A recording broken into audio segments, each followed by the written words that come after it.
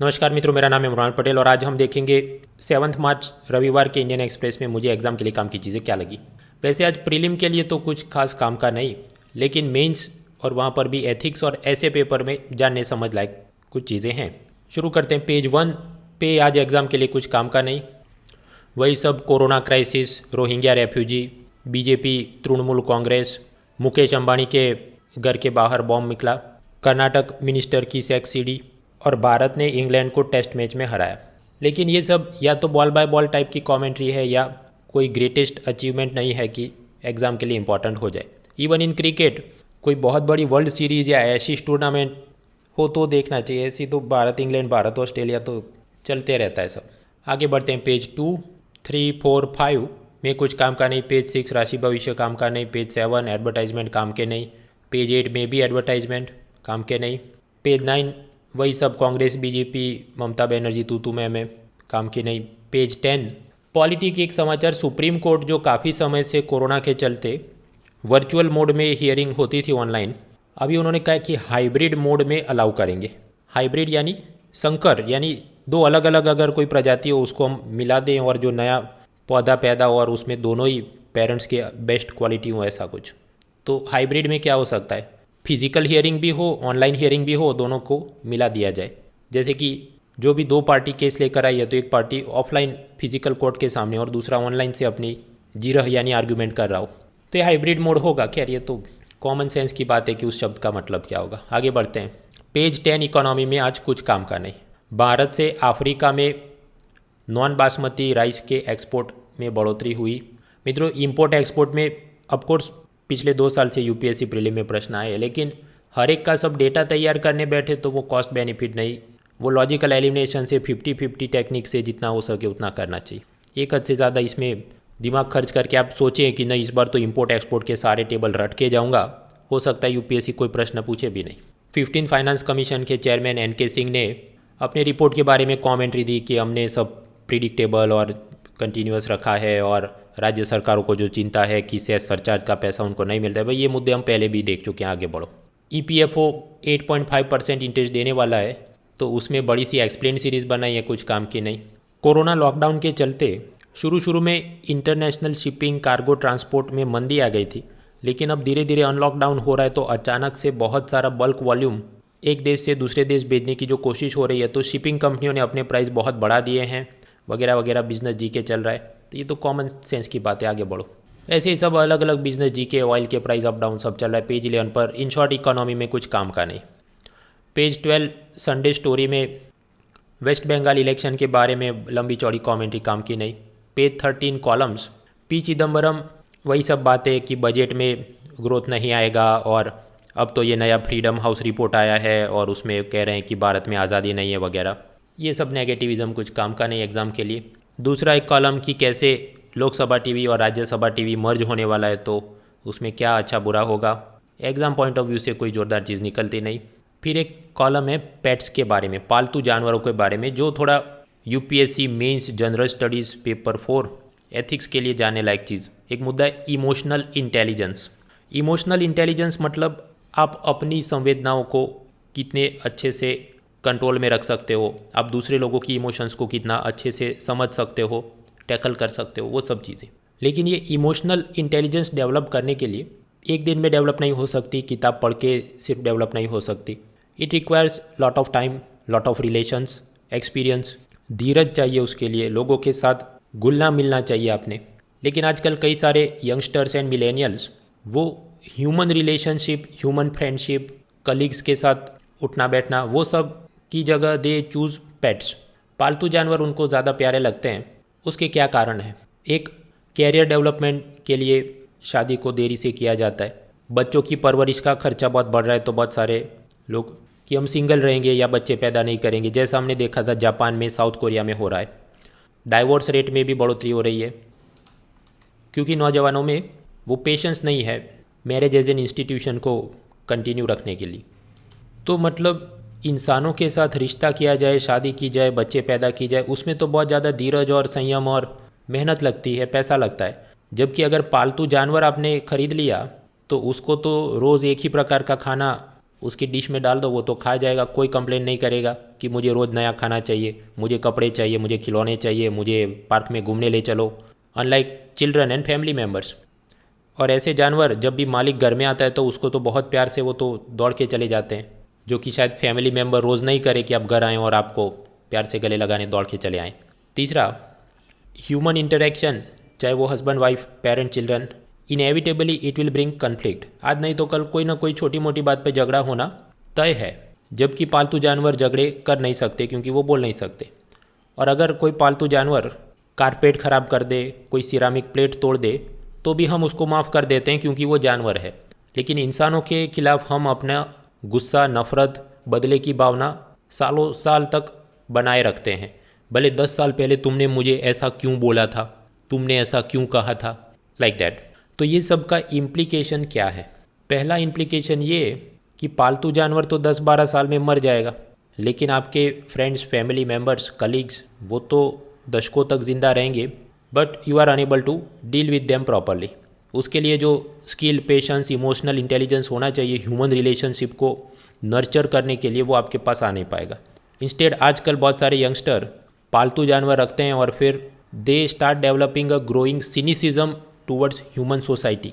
मानव समाज के प्रति उनके दिमाग में एक प्रकार से कटाक्ष और तिरस्कार और घृणा की भावना आने लगती है कि ये इंसान तो वफादार नहीं होते, मेरा पालतू जानवर कितना मेरा वफादार है।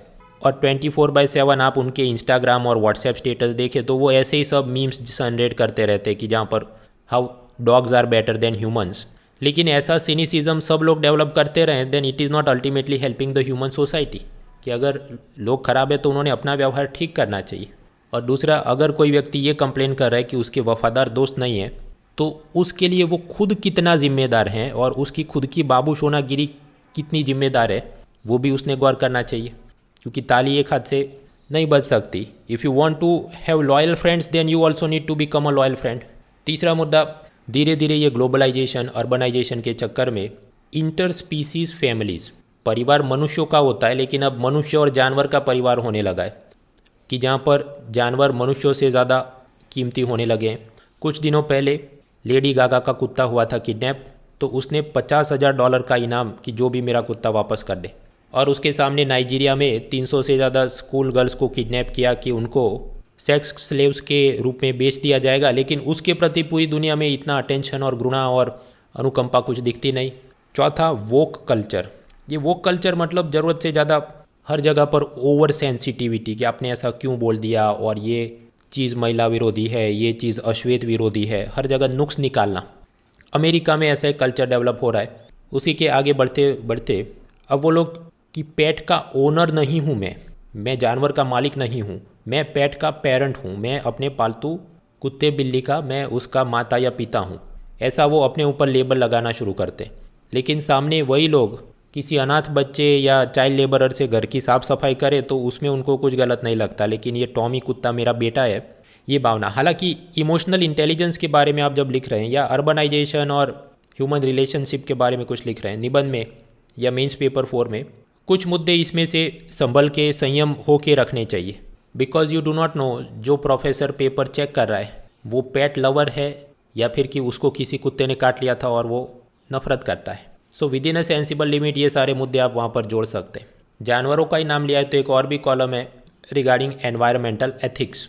एक बार यूपीएससी ने ये पेपर 4 में पूछा भी था। ग्रेट इंडियन बस्टार्ड, ये जो पक्षी है उसकी फॉरवर्ड विजन यानी सामने क्या चीज़ है वो उसको बहुत अच्छे से देख नहीं पाता, उसका जजमेंट ले नहीं पाता। तो कई बार ये होता है वो उड़ते उड़ते विंड मिल के पंखों में ही चला जाता है और मर जाता है। तो विंड मिल्स जो असल में क्लीन एनर्जी का साधन है वही बायोडाइवर्सिटी का हथियार भी बन रहा है। दूसरी बात, अगर कोई एक व्यक्ति पीकॉक मोर को मार दे तो उसको 7 साल तक की जेल हो सकती है as per the wild life protection act. लेकिन अगर सरकार पूरा जंगल ही काट दे to make some rail road, airport, industrial park, तो उसके चलते पूरा हैबिटेट डिस्टर्ब हो गया। तो मोर तुरंत तो नहीं मरेगा, लेकिन 2 साल 5 साल बाद जब उसको खाना और शेल्टर नहीं मिलेगा तो इट इज़ इनएविटेबल कि वो मरने वाला है। लेकिन ऐसी स्लो डेथ पर किसी ब्यूरोक्रेट या पॉलिटिशियन को जेल नहीं होती। तीसरा, हाथी का जन्म क्यों होता है? भाई उसको जंगल में रहना है, खेलना है, उसके लिए उसका जन्म हुआ है।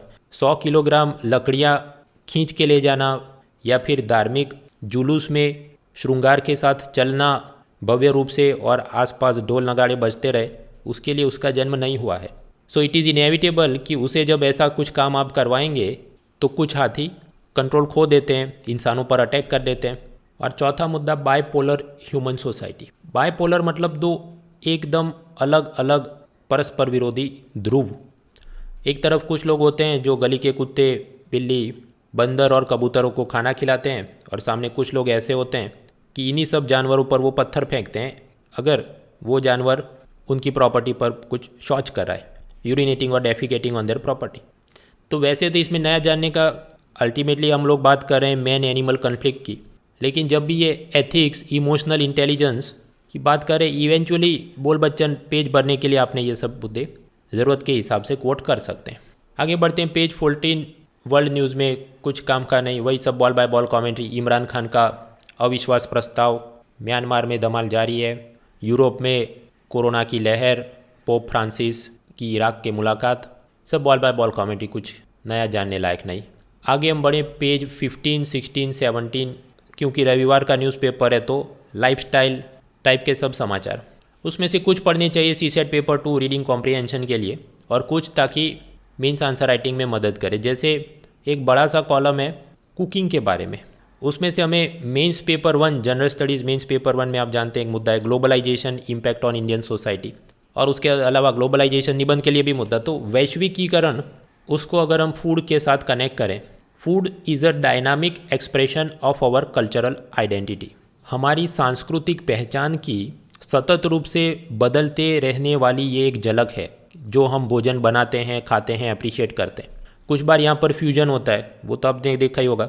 डोसा के ऊपर चीज़ और टोमेटो का सॉस लगा के पिज़्ज़ा वाला डोसा बनाया जाता है, या पिज़्ज़ा के ऊपर पाव भाजी का मसाला लगा के पाव भाजी पिज़्ज़ा बनाया जाता है। Most of the Indian families, उनको पता है नूडल्स, पास्ता, ब्रेड, केक जो विदेशी व्यंजन है। उसके अलावा दूसरा हो सकता है कॉम्प्रोमाइज़। भारत के लोग जो विदेशों में गए, लेकिन विदेशों में तो हमारे व्यंजन बनाने के लिए जो ऑथेंटिक इंडियन मसाले चाहिए, सब्जियां चाहिए, दाल चाहिए, वो सब वहाँ नहीं मिलेगी। तो लोकल इंग्रेडिएंट्स वहाँ पर जो मिलते होंगे, उसी की मदद से हमने कुछ नया बनाने की कोशिश की है। इन सब चीज़ों को भूतकाल में ले जाएं। भारत में टमाटर का आगमन करीब 16 to 17 सेंचुरी में हुआ था, तो स्वाभाविक है शुरू शुरू में तो बहुत कम इलाकों में उसको उगाते होंगे, तो सप्लाई कम होगी, प्राइस बहुत महंगे होंगे उस ज़माने में, तो लोग टमाटर ज़्यादा उपयोग नहीं करते थे। Middle class family, poor families, उनको अगर कोई भोजन बनाना है और उसमें खट्टा स्वाद चाहिए तो वो इमली और कोकम का इस्तेमाल करते थे एज सावरिंग एजेंट। और अगर उसको गाढ़ा करना है, वो जो भी दाल बन रही है, सब्जी, उसको गाढ़ा करना है, तो उसमें मूंगफली, पीनट, नारियल, कोकोनट, वो सब डाला जाए एज बल्किंग एजेंट गाढ़ा करने के लिए। लेकिन अब मॉडर्न इंडिया में टोमेटो की सप्लाई बढ़ी है, तो मिडिल क्लास फैमिली उसको भी यूज़ करते हैं, सावरिंग एजेंट के रूप में भी और बल्किंग एजेंट के रूप में भी, खट्टा करने के लिए भी डिश को और गाढ़ा करने के लिए भी डिश को। तो खासकर ग्लोबलाइजेशन जब निबंध का मुद्दा, तो ये भी एक एंगल देखना चाहिए। सोशल वैल्यू और इंटरनेशनल रिलेशन और इकोनॉमी के सब बातें तो करते ही लोग, लेकिन ये फूड वाला एंगल भी देखना चाहिए। एक और चीज़ मित्रों, कुछ लोग अपने यूपीएससी फॉर्म में हॉबी में लिखते हैं कुकिंग इज़ माई हॉबी, लेकिन फिर वो उसकी बराबर से इंटरव्यू के लिए तैयारी करके जाते नहीं। जब आप कहते हैं मेरी हॉबी है यानी शौक़ है, तो हॉबी एंड रूटीन वर्क, उन दोनों में अंतर होता है। रूटीन वर्क आपको पसंद हो या ना हो आपको करना ही पड़ता है, और हॉबी वो जो आप अपने शौक़ से ले करते हैं। तो सबसे पहले तो ये जस्टिफाई करना होता है कि how is cooking your hobby. कुछ बार मैरिड फीमेल कैंडिडेट्स वो कुकिंग एज अ हॉबी लिखे, तो इंटरव्यू पैनल में एक प्रश्न कि वो तो आप घर में खाना आपको पकाना ही पड़ता है, आपका शादी हुआ है, आप हाउसवाइफ के रूप में काम करें, तो वो आपकी हॉबी कैसे हुई। So then you have to connect it कि कैसे जो रूटीन खाने के अलावा मैं ये देश विदेश के अलग अलग भागों से जो और नए नए व्यंजन के बारे में मैं जानकारी कलेक्ट करके उसमें से मैं नए एक्सपेरिमेंटेशन करती हूँ, वो हॉबी के रूप में आपने दिखाना होगा कि how you are passionate about the food. और जो लोग कुकिंग हॉबी लिखते हैं, तो ये एक सवाल बहुत कॉमन है, पूछा ही जाता है कि इंडिया में अगर हम लोग नॉर्थ से साउथ जाएं या वेस्ट से ईस्ट जाएं, या फिर आपके पर्टिकुलर स्टेट में, मान लीजिए राजस्थान में नॉर्थ से साउथ जाए या ईस्ट से वेस्ट जाए, तो फूड में क्या फ़र्क आता है। तो उसके सब आपके पास जवाब रेडी होने चाहिए in terms of spices, vegetables, तड़का कैसे लगता है, ड्राइनेस ज़्यादा होती है या पानी ज़्यादा होता है, वगैरह वगैरह। फिर नॉर्थ ईस्ट के भी कुछ व्यंजनों के बारे में जानकारी होनी चाहिए कि वो कौन से इंग्रेडिएंट यूज़ करते हैं, क्या खास बात होती है, ज़्यादा तीखा होता है या कम तीखा होता है। थोड़ा साइंस वाला एंगल भी पता होना चाहिए, माइक्रोवेविंग क्या होता है, उससे स्वाद में क्या फ़र्क आता है, ट्रेडिशनल रोस्टिंग या फ्राइंग, और वो आजकल नया चलता है एयर फ्राई करना, तो एयर फ्राइंग कैसे होता है, और फिर और आगे साइंस जो भी ट्रांस फैट और विटामिन न्यूट्रिएंट की सब बातें, और उससे फिर हम खींच के चले तो माल न्यूट्रिशन का प्रॉब्लम एंड सो फॉर्थ। तो सब तैयार करके जाना चाहिए। इसमें मैं देखता हूँ इतने साल जो मॉक इंटरव्यू लिए, जो दूसरी तीसरी बार इंटरव्यू स्टेज में जा रहा है वो तो उसको अनुभव हो जाता है, तो वो तो बरोबर सब ये पढ़ के जाता है। जो पहली बार लिख के जाते हैं, और उसमें भी कुछ लोग ऐसे हैं कि वो जो कुएं में मेंढक होता है उस तरह की उनकी तैयारी, वो कभी मेहनत करते ही नहीं कि कम से कम मैं इंटरनेट पे सर्च करूँ कि यूपीएससी के पास स्टूडेंट या टॉपर्स को इंटरव्यू में क्या पूछा गया था, वो सब ट्रांसक्रिप्ट देखे तो भी उसको बहुत सारा पता चल जाए। अच्छा, कुकिंग हॉबी वालों को ऐसा कुछ पूछते हैं। खैर आगे बढ़ते हैं। पेज 16 कॉलम्स में एक तो ये एनवायरमेंटल एथिक्स के बारे में रंजीत लाल, वो हमने देख लिया। बाकी सब लाइफस्टाइल टाइप के, कुछ खास काम का नहीं। पेज 17 पर नए नए बुक पब्लिश हुए उसके बारे में रिव्यू। खैर बुक्स इन न्यूज़ में जानने लायक है मेथड्स इन मैडनेस। ये किताब लिखी है परमेश्वरन अय्यर नाम के एक आईएएस ऑफिसर ने, जो कि स्वच्छ भारत मिशन के साथ जुड़े थे। पेज 18 स्पोर्ट्स में आज कुछ काम का नहीं। हाँ, वो इंग्लैंड वाली टेस्ट मैच जीते, लेकिन वो कोई इतनी बड़ी टूर्नामेंट नहीं कि एमसीक्यू पॉइंट ऑफ व्यू से काम की हो जाए, even for non IAS exam. उसी तरह विनेश फोगट जो कि कुश्ती की खिलाड़ी हैं, और मनीष कौशिक जो कि एक बॉक्सर हैं, उन्होंने भी कोई विदेशों में टूर्नामेंट जीती, पर वो छोटी छोटी किस्म की थी। बहुत बड़ी कोई internationally famous tournament MCQ point of view से बनते नहीं हो। तो ये सब था रविवार का न्यूज़पेपर।